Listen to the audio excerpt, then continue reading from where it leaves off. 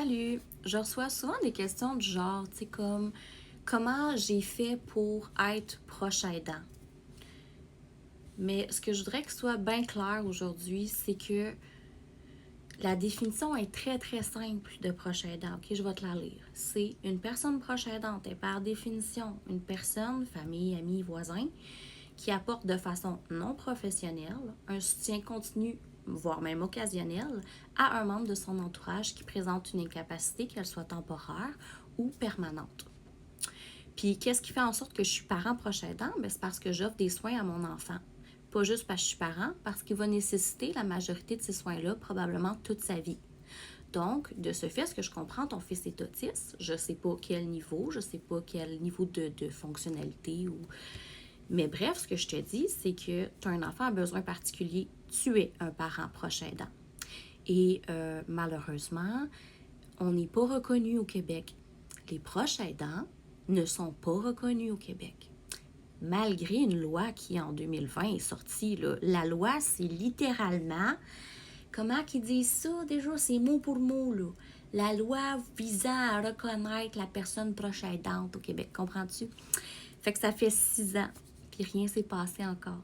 Aucun accommodement pour nous aider à conserver notre travail ou avoir une stabilité financière. Rien pour pallier au fait qu'on est épuisé, qu'on va être malade et que nous serons plusieurs en même temps à avoir besoin de différents services dans le réseau de la santé parce qu'on est complètement au bout du rouleau. C'est cela. Fait que dans le fond, moi, ce que je suis en train de te dire, c'est tu l'es, proche aidant. C'est juste que le Québec et ses dirigeants refusent de le reconnaître. Exact. On a Geneviève Coutu, qui est une militante pour porter la voix des proches aidants au Québec.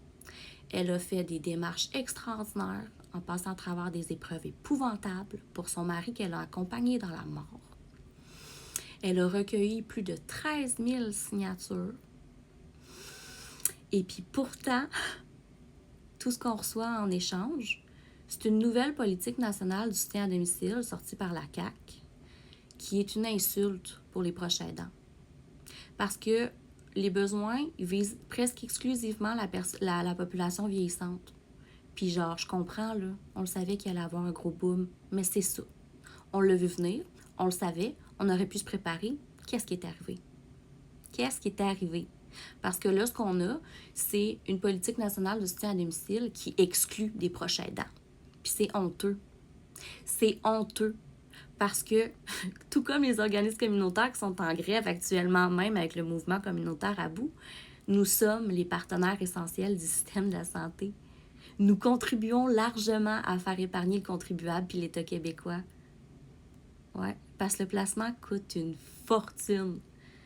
Puis moi, je suis là, ainsi que toi, là, à faire une job qui nous demande 24/7, toute une vie d'efforts, de difficultés, de casse-tête.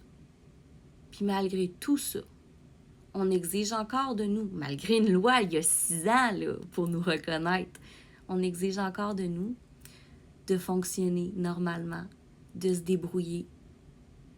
Dans la politique nationale, il n'y a strictement rien pour les familles à besoins particuliers.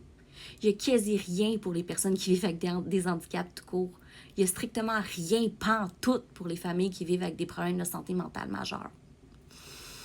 Fait que ce que j'ai le goût de te dire pour répondre à cette question, c'est écoute. C'est pour ça que je parle. C'est pour ça que je parle. Je parle parce que j'ai vu des horreurs dans mon métier. Je suis technicienne en travail social. Puis les services, je les ai offerts. Je les ai offerts en pleurant à des gens vulnérables qui ne savaient plus quoi faire, qui ont pris tout le courage de venir demander de l'aide puis d'avoir rien à leur offrir en retour. Parce que les dirigeants puis l'État québécois refusent de regarder les vraies choses en pleine face. Puis c'est qui paye pour ça? Les familles. Moi, je suis là. J'essaye de concilier ma santé mentale à travers l'épuisement. Je sais pas si tu peux voir les cernes. Je pense qu'elles sont assez apparentes, n'est-ce pas?